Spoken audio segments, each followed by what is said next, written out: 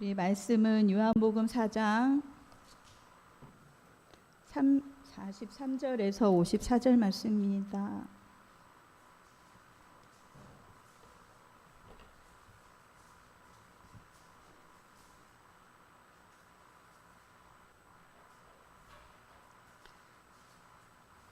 다 찾으신 줄 알고 교독하겠습니다. 이틀이 지나 예수께서 거기를 떠나 갈릴리로 가시며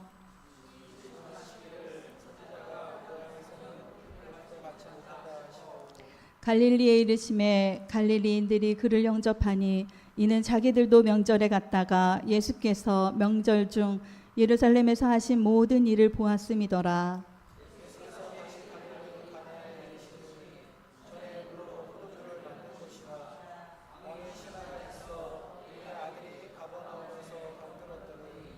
그가 예수께서 유대로부터 갈릴리로 오셨다는 것을 듣고 가서 청하되 내려오셔서 내 아들의 병을 고쳐 주소서 하니 그가 거의 죽게 되었음이라.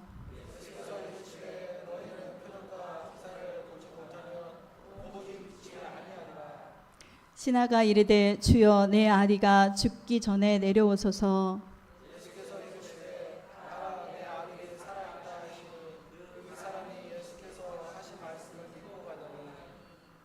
내려가는 길에서 그 종들이 오다가 만나서 아이가 살아있다 하거늘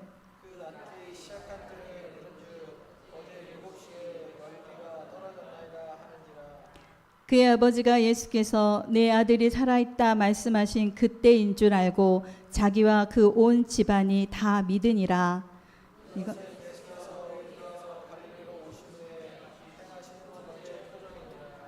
아멘. 왕의 신하의 아들을 고치신 표적이란 말씀으로 많은 은혜 받으시기 바랍니다. 기도하겠습니다. 하나님, 오전 예배를 드리고 또 이 시간 하나님 앞에 오후 예배로 하나님 앞에 나아갑니다.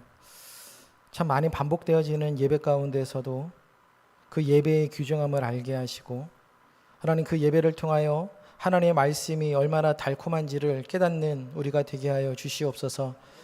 습관적으로 듣는 이 예배가 되지 않게 하시고 정말 마음을 다하는 예배로 하나님 앞에 나아가는 이 시간 되게 하여 주옵소서. 예수 그리스도 이름으로 기도드립니다. 아멘. 예, 제가 오후 시간마다 이제 요한복음 7가지 표적을 이제 살펴보는데요. 여러분 이 시간 항상 말씀을 대하실 때마다 기대감이라고 하는 것들을 좀 여러분들 마음 가운데서 가지셨으면 좋겠습니다. 여러분 습관적으로 이 자리에 앉아 있을 수도 있고 말씀이 안 들려서 그냥 있을 수도 있지만 여러분 기대감을 갖고 말씀을 사모하는 자에게 하나님께서 반드시 그 말씀의 은혜를 주십니다. 오늘 이 말씀을 통하여서 정말 은혜 받기를 이 시간 사모하시고 정말 그 말씀이 내 삶 가운데서 어떻게 뿌리 내려지는가를 여러분 그런 기대하는 이 오후 시간이 되셨으면 좋겠습니다.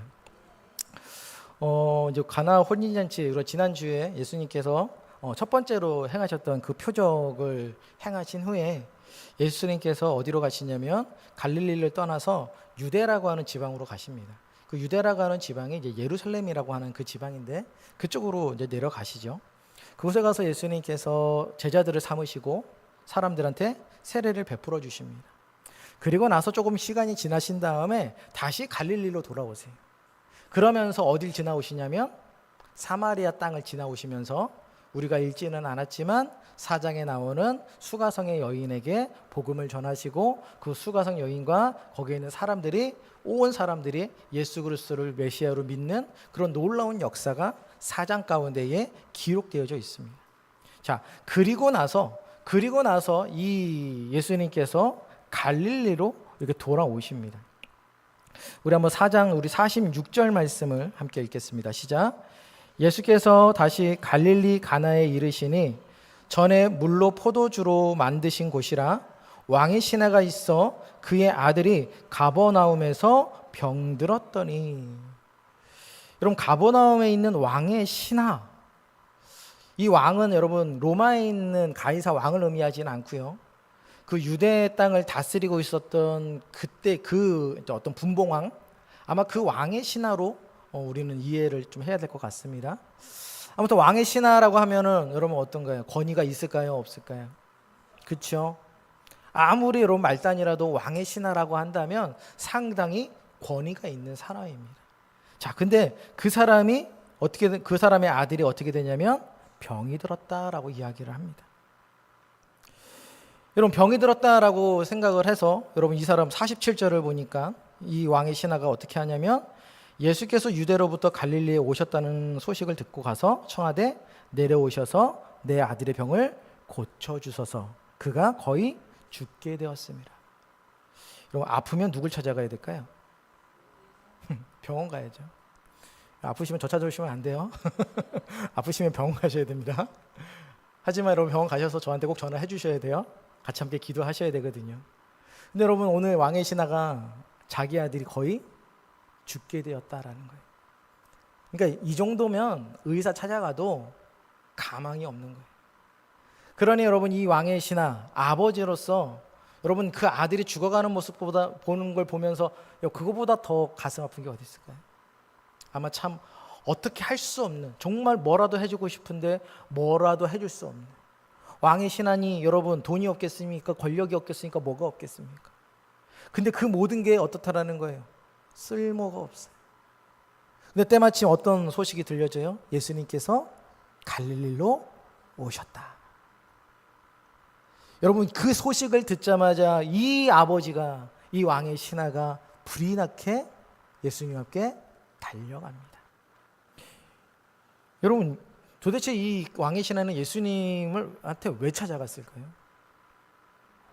그렇죠? 아들을 살려달라고 하는데, 근데 예수님이 아들을 살릴 만한 능력이 있다는 걸 이 왕의 신하가 어디서 들었을까요? 여러분 보세요. 지금 어디로 가셨냐면 예수님께서 어디 가나에서 포도주를 만드셔요. 그리고 난 다음에 그 다음 말씀, 우리 2장 후반부의 그 말씀을 보면 예수님께서 가나 혼인잔치에 대한 그 표적을 베푸시고 난 다음에 어디로 가시냐면 가버나움으로 가십니다. 거기서 뭘 하셨는지 행적이 나타나진 않아요. 근데 제자들과 함께 어디로 가셨다? 가버나움에 가셨다라고 기록되어져 있습니다.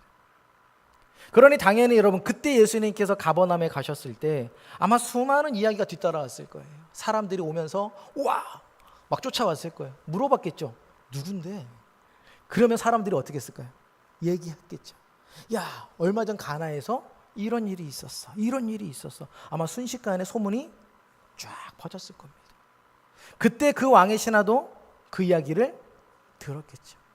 여러분, 물로 포도주를 만든다. 요만큼 조금 만든 것도 아니고 그 6항아리가 될 정도의 어마어마한 양을 그냥 만들었다. 여러분, 이거는 아무리 생각해도 사람의 힘으로는 할 수 없는 거예요. 여러분, 그러니 이 왕의 신하 마음 가운데는 아직까지 그렇다고 예수님을 메시아로 믿는 건 아니에요.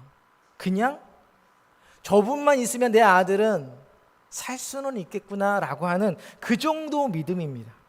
왜냐하면 우리 49절을 보면 신하가 이렇게 고백을 하거든요.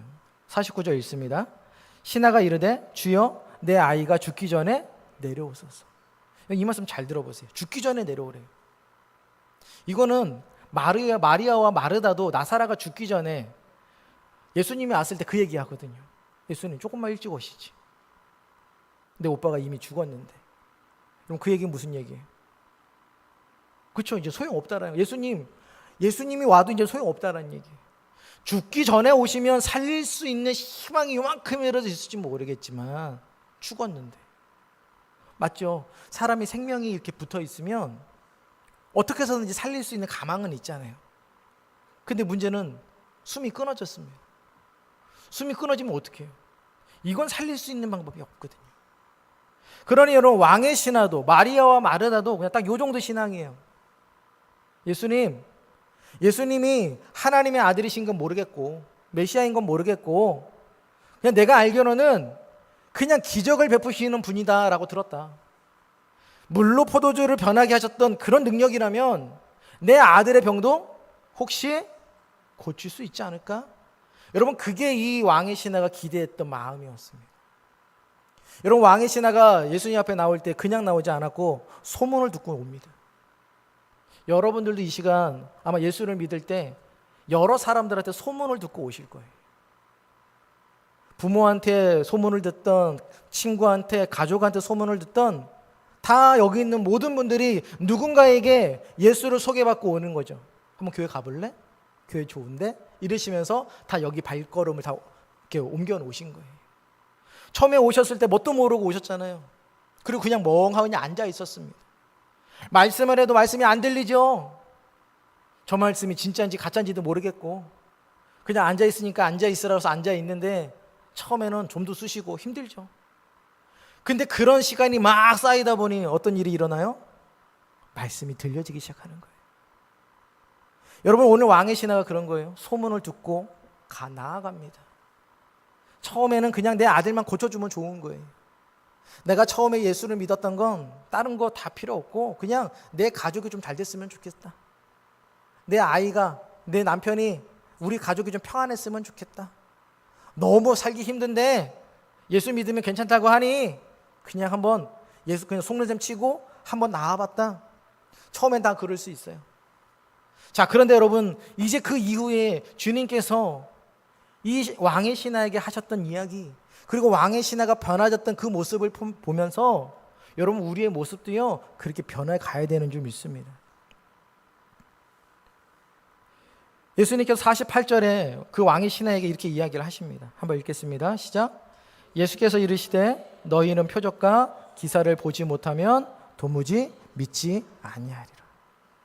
여러분, 예수님께서 첫 번째 표적을 베푸신 게 가나온 잔치의 표적이에요. 얼마 안 되셨어요. 근데 예수님께서 갑자기 급발진을 하십니다. 아니, 예수님이 뭐 이전에도 표적을 엄청 많이 보여주셨으면 이해는 하겠는데 표적 딱 한 번 보여주셨거든요. 그런데 갑자기 뭐라고 말씀하셨냐면 너희는 표적과 기사를 보지 못하면 도무지 믿지 못한다. 그리고 여러분, 왕의 신하 오늘 예수님 처음 보셨거든요.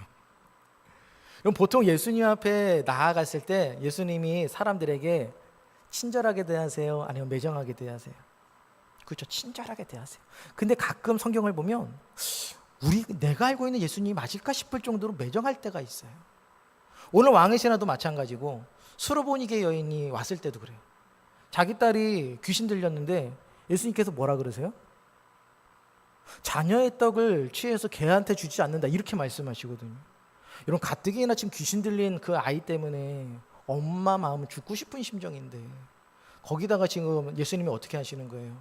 그 마음을 갈기갈기 찢어 놓으세요. 찢는 것만 끝난 게 아니라 거기다 소금을 막 뿌려 놓으시는 거예요. 근데 여러분, 참 놀라운 건 이 왕의 신하의 반응도 마찬가지고 여러분, 그 수르보니게 여인의 반응도 마찬가지고 예수님께서 그렇게 마음을 갈기갈기 찢어 놓으신데 이 사람들이 어떻게 합니까? 반항하지 않아요. 여러분, 보통 여러분들 제가 마음 상하게 하면 어떻게 하세요? 삐져요? 그렇죠? 속상하죠? 그러면 저한테 와서 그럴 거예요. 목사님, 어떻게 저한테 그러실 수 있어요? 라고 하면서 최대한 감정을 누르겠지만 아무튼 이 속상함을 이야기하겠죠. 여러분, 우리가 속상하고 감정이 상하면요 말이 곱게 나가지 않아요. 근데 오늘 예수님이 처음 본, 그것도 예수님한테 와서 좀 간절히 사정사정하는 그 사람한테 뭐라고 말씀하냐면, 야, 니네는 도무지 표적과 기사가 아니면 날 믿지 않는구나. 아마 왕의 신하 황당했을 거예요. 언제 제가 본 적이 있나요, 예수님? 언제 보여주신 적이 있으세요? 나는 그 소문 듣고 왔을 뿐인데 오자마자 그냥 예수님한테 지금 욕을 먹고 있단 말이에요. 예수님이 왜 그러셨을까요? 갑자기 그날 기분 나쁘셨을까요? 그렇죠. 항상 모든 거에 이유가 있는 거예요. 오늘 이 왕의 신하에게 했던 이야기 같지만 예수님이 왕의 신하에게 했던 이야기가 아니에요.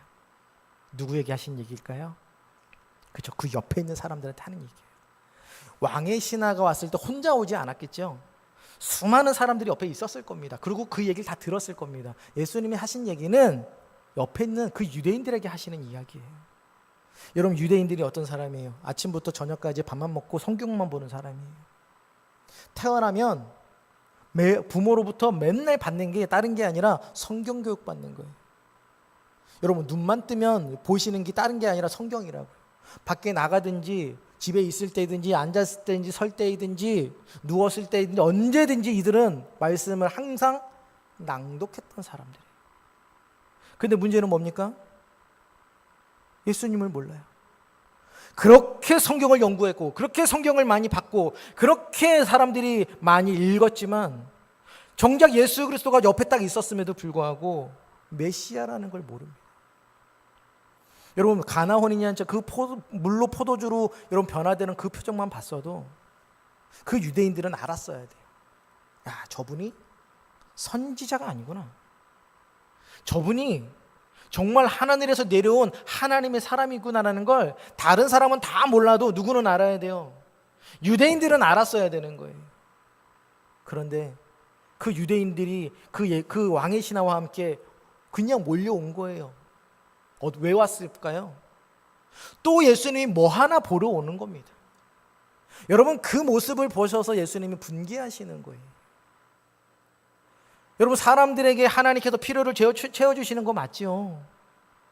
근데 사람들이 하나님이 어떻게 행하실까가 아니라 이번에 또 뭐 하나? 어떤 기적을 베풀어 주시나? 야, 이번에 이런 놀라운 신기한 일을 해내? 여러분 그렇게 시험하면서 하나님 앞에 나와서는 안 된다라고 하는 걸 오늘 우리에게 말씀해 주고 계시는 겁니다. 여러분 예수님께서 여러분 갈릴리에서 여러분 오실 때에 유대 지방에서 갈릴리로 오실 때 여러분 이런 이야기를 하세요. 우리 한번 45절 말씀을 읽겠습니다. 갈릴리에 이르심에 갈릴리인들이 그를 영접하니 이는 자기들도 명절에 갔다가 예수께서 명절 중 예루살렘에서 하신 일을 모두 보았음이더라. 자, 여러분 44절에 예수님께서 어떤 이야기를 하시냐면 우리 44절 한번 읽어보겠습니다. 친히 증언하시기를 선지자가 고향에서는 높임을 받지 못한다 하시고, 여러분 지금 예수님 분명히 말씀하셨어요. 선지자가 갈릴리 자기 고향에서 높임을 받지 못한다. 근데 45절을 보니까 갈릴리에 도착하자마자 사람들이 어떻게 했다고요? 영접했대요. 예수님만 말하고 다르지 않습니까? 분명히 예수님은 선지자들도 고향에서 섬김을 받지 못했대요. 환영받지 못했답니다. 그러면 예수님의 고향은 갈릴리잖아요. 그럼 예수님이 가셨을 때 갈릴리 사람들이 환영을 해야 돼요? 안 해야 돼요? 안 해야 되는 거거든요. 근데 오늘 말씀을 보니까 갈릴리 사람들이 어떻게 합니까? 환영하죠. 그럼 예수님의 말과 조금 다르네요. 도대체 이게 뭘까요? 여러분 이 갈릴리 사람들이 환영했던 건 순간적이에요. 일시적인 거예요.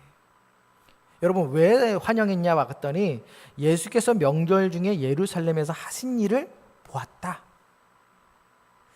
여러분 이게 그래서 여러분 우리가 성경을 제가 계속 요한복음을 읽으실 때 계속 읽어오시라고 말씀을 드리는 게 안 읽으시면 뭔 말인지를 모를 수밖에 없습니다. 여러분 가나 혼인잔치가 끝나고 나서 예수님이 어딜 가십니까? 예루살렘에 가서 성전에 올라가세요. 거기서 뭐 하시냐면 성전을 거기서 장사하는 사람들한테 막 상 뒤집어 엎으시고 막 채찍 만들어서 사람들한테 막 휘두르십니다. 예수님 생애에 성전을 정화시켰던 사건이 2번 있는 거예요. 예수님 그 공생의 초기에 하셨던 이 사건과 마지막에 하셨던 사건이 2번 기록되어져 있습니다. 오늘 요한복음에 기록된 성전 정화는요, 공생의 시작 전에 하셨던 첫 번째 성전 정화예요. 여러분 아무도 성전에서 그런 모습을 본 적이 없어요. 그러니 여러분 유대인들 입장에서 이건 너무 신선한 거예요. 와. 그리고 예수님의 가르침이 어때요? 우리 다른 유대인 어떤 그 서기관들이나 바리새인들이 가르치는 것과 달라요. 그러니 여러분 그 성전에서 행하신 모습을 딱 보니까 사람들 마음 가운데 혹시? 라는 마음이 생기는 거예요. 그래서 그분이 다시 오셨을 때 사람들이 어떻게 합니까? 환영하는 거예요. 근데 나중에 갈릴리 사람들의 모습을 보면 알겠지만 이 환영했던 사람들이 어떻게 돌변합니까? 그렇죠? 저 예수를 십자가에 못 박으라고 돌변했던 사람들이 바로 이 사람들인 거예요. 여러분 보세요. 예수님께서요 지금 이 사람들에게 이야기했던 게 뭐냐면 이 왕의 신하의 기적을 통해서 예수님이 우리에게 말씀하시고자 싶은 게 뭐냐면 너희가 내게 오는 목적이 뭐냐는 거예요. 여러분들이 이 자리에 앉아있는 이유가 뭐냐는 겁니다. 여러분 누구나 다 이유와 목적이 있죠. 여러분 근데 그런 모든 이유 모든 걸 다 떠나서 우리가 예수 앞에 나와야 되는 목적은 단 한 가지여야 된다는 거예요. 여러분 예수님께서 우리의 필요를 채워주시는 줄 믿으십니까? 아멘이십니까? 맞습니다. 여러분 하나님은요 여러분들의 필요 채워주십니다. 근데 문제는요, 오늘 예수님이 우리에게 하시는 얘기는 뭐냐면 예수님이 너희의 필요를 채워주시는 것 때문에 이 자리에 왔냐는 거예요.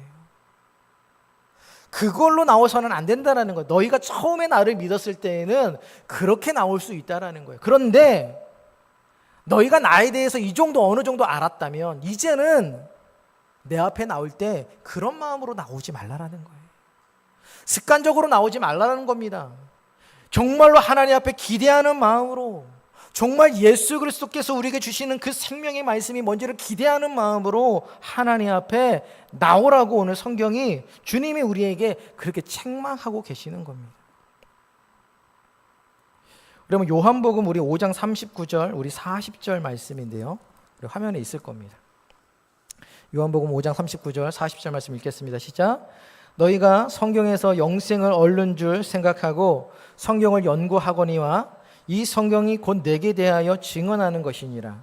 그러나 너희가 영생을 얻기 위하여 내게 오기를 원하지 아니하는도다. 자, 이게요, 유대인들에게 하셨던 이야기인 거예요. 자기에게 막 몰려든 사람들에게 뭐라고 말씀하셨냐면 성경에서 영생을 얻는 줄 생각하고 성경을 연구하거니와. 아까 유대인들 태어나면서부터 정말 밥만 먹고 하는 게 성경을 읽고 연구하는 거라고 말씀을 드렸잖아요. 너희가 그렇게 성경을 읽는데도 불구하고 어떻게 성경이 말하고 있는 그 영생, 나에 대해서는 어떻게 발견하지 못하냐는 거예요. 40절에 그러나 너희가 영생을 얻기 위하여 내게 오기를 원하지 아니하는도다. 여러분, 사람들이 예수님 앞에 나오기는 하죠. 왜요? 필요하니까. 이유가 있으니까. 근데 여러분, 그 이유와 필요가 끝나면 사람들이 더 이상 예수님께 나올까요? 그렇죠? 여러분, 영생의 말씀이 주 앞에 있기 때문에 우리가 매일 주님 앞에 나올 수 있는 겁니다. 근데 이 사실을 알지 못하는 사람들은요, 예수님 앞에 나올 이유를 찾는 거예요. 내가 오늘 예수님 앞에 나올 이유가 있어야 되는 거예요. 아니, 다르게 이야기하면 내가 오늘 예수님 앞에 나오지 않을 이유가 있는 거예요. 이유가 있으면 어떻게 하는 거예요? 안 나오는 거예요. 내가 주님 앞에 안 나와야 될 이유가 있으면 그건 당연하다라고 사람들이 생각을 합니다. 여러분, 그렇게 생각할 수밖에 없는 건 내가 필요에 의해서 예수를 찾으면 그렇게 되는 거예요. 오늘 주님이 우리에게 그렇게 책망하시는 거예요. 너희가 그렇게 성경을 많이 보고 너희가 그렇게 성경의 말씀을 많이 듣는데도 불구하고 표적과 기사가 없으면 도무지 나를 믿으려고 하지 않는구나. 표적과 기사가 없으면 도무지 여기에 나와서 내 말을 들으려고 하지 않는구나. 여러분, 성경은요, 예수님을 병을 낫게 해주시는 분으로 소개를 합니다. 예수님을 잘 믿으면 병이 낫기도 합니다. 그렇죠? 여러분들의 삶이 잘 되기도 합니다. 근데 그게 우리의 본래 이유와 목적은 아니다라고 하는 거예요.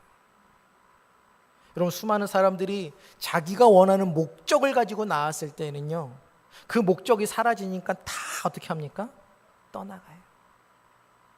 나중에 우리가 6장에서 보면 오병이의 기적을 보시게 될 건데, 그 오병이의 기적을 보고 사람들이요, 정말 구름대처럼 예수님을 찾아갑니다. 근데 예수님이 자꾸만 이상한 동문서답을 하시니까 나중에 사람들이 어떻게 해요? 뿔뿔이 다 흩어집니다. 그 모습을 보시면서 예수님께서 제자들한테도 물어보세요. 너희들도 가려느냐? 그때 이 시몬 베드로가 이렇게 고백을 합니다. 요한복음 6장 68절에서 시몬 베드로가 대답하되 주여 영생의 말씀이 주께 있사오니 우리가 누구에게로 가오리까? 여러분, 이 고백이 우리의 참 고백이 되는 줄 믿습니다. 여러분, 사람들이요, 다른 목적, 다른 마음으로 이곳에 앉아 있으면요, 언젠가는 떠나게 됩니다. 그런데 영생의 말씀이 여기에 있음을 아는 사람들은요, 아무리 다른 사람들이 다 떠나도 그 사람들은 절대 떠나지 않습니다. 왜요? 생명의 말씀이, 영생의 말씀이 주 앞에 있는 걸 아는데 우리가 어디로 가겠습니까? 여러분, 오늘 주님이 오늘 이 왕의 신하의 기적을 통해서 우리에게 말씀하시는 게 그런 거예요. 너희의 마음이 어디에 뺏겨져 있냐는 거예요. 내가 베푸는 표적과 기사에 거기에만 국한되어져 있냐라는 거예요. 예수님은 여러분들의 마음을 그냥 편안할만 해주시고 여러분들의 삶을 그냥 안락하게만 해주시고 여러분들에게 복만 주시는 분으로만 생각하시면 때로는 실망하고 낙담됩니다. 내가 이렇게까지 했는데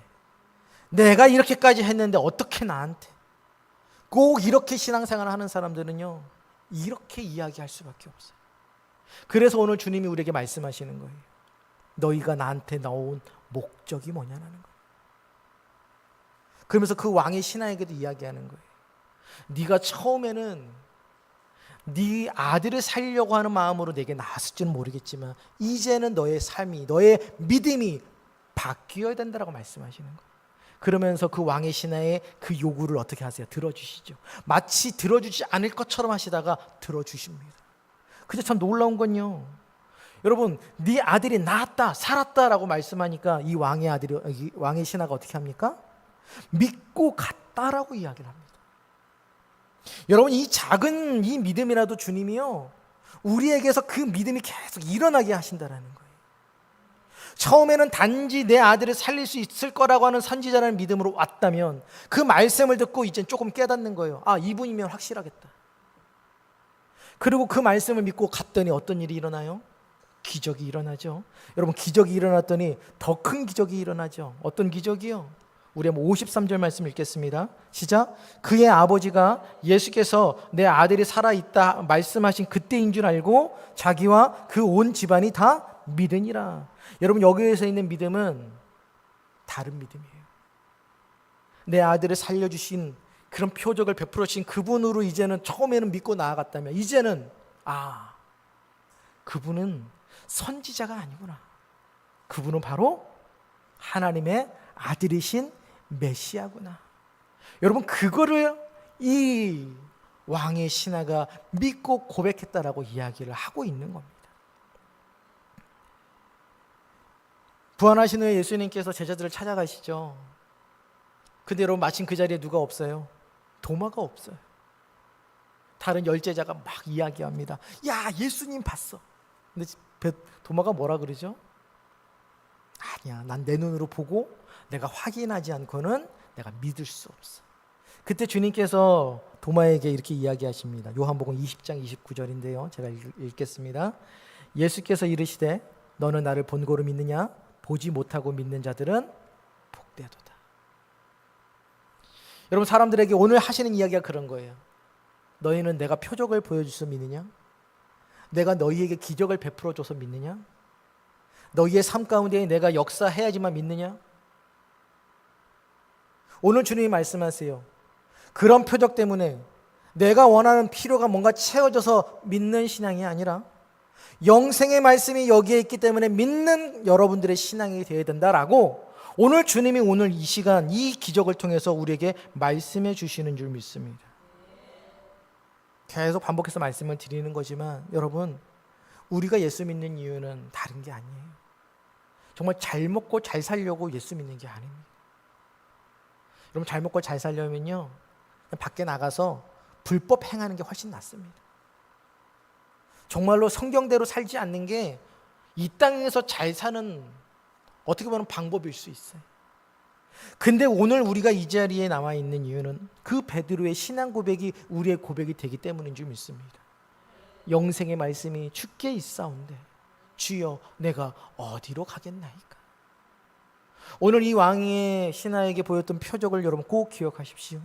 여러분들의 모습을 한번 잘 살펴보십시오. 하나님, 나는 여전히 표적이 있어야 믿습니까? 내가 교회를 나와야 되는 이유가 있어야지만 이 자리에 있는 사람입니까? 이유가 없으면, 내가 다른 이유가 생기면 주님보다 내가 더 다른 것들을 사랑하거나 좋아하는 사람은 아닙니까? 오늘 주님은 우리에게 그 얘기를 하세요. 내가 너에게 보여주는 표적 때문에 나를 좀 따라오지 말고 내가 너희에게 하는 그 생명의 말씀을 좀 믿고 좀 따라오너라. 그러면 내가 너희를 어떻게 하겠다고요? 내가 너에게 영생을 주시겠다라고 주님이 우리에게 약속하고 있다라고 하는 겁니다. 이제 말씀을 맺습니다, 여러분. 정말 이 왕의 신하의 아들에게 주님께서 책망하신 건 오늘 우리에게 주시는 책망인 줄 여러분 받으시기를 바랍니다. 하나님, 아직도 내 신앙이 참 그 초보적인 것에 머물러 있습니다. 주님이 뭔가 내 삶을 책임져 주시고 뭔가를 해주시면 그제서야 나는 좀 좋다라고 이야기를 하고, 내 삶이 조금만 힘들고 뭔가 조금만 괴로워도 내가 주님을 내가 왜 믿었나 이런 어떤 불신앙으로 나아가는데, 주님 정말 내 신앙이 그렇게 되지 않았으면 좋겠습니다. 왜 그래 되냐면 여러분, 우리의 필요는 매번 바뀌어요. 그렇죠? 여러분들이 지금의 필요는 이거일지 모르겠지만 이 필요가 채워지면 우리는 또 다른 필요가 또 생겨나는 거예요.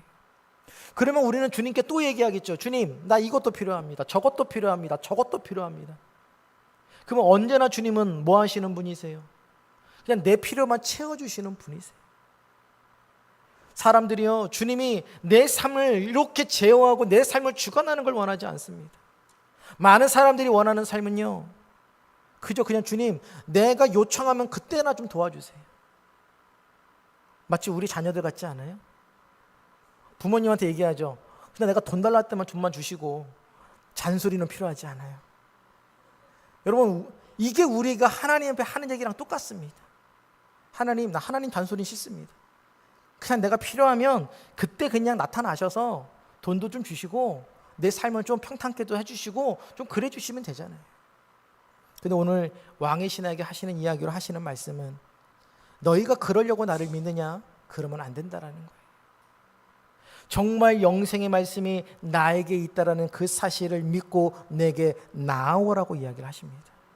그러면 여러분, 그 생명의 말씀이 여러분 이 성경 말씀에 있고 주 앞에 있다라고 하는 걸 발견하는 사람은요, 어떤 일이 있어도 주님을 떠나지 않습니다. 절대로 떠나지 않습니다. 정말 베드로의 고백처럼 고백할 수 있어요. 생명의 말씀이 주 앞에 있으니 제가 어디로 가겠나이까. 오늘 왕의 신하의 그 고백은 그 고백입니다. 표적으로, 기적으로, 필요 때문에 이 자리에 나와 계시는 것이 아니라, 주님, 내가 이 자리에 나온 이유는 한 가지입니다. 영생의 말씀이 여기에 있습니다. 오늘도 나는 그 영생의 말씀을 사모하오니 주님, 오늘 우리에게 은혜를 내려주시옵소서. 여러분, 이 고백으로 항상 하나님 앞에 나아가시기를 주의 이름으로 간절히 부탁을 드리겠습니다. 오늘 주신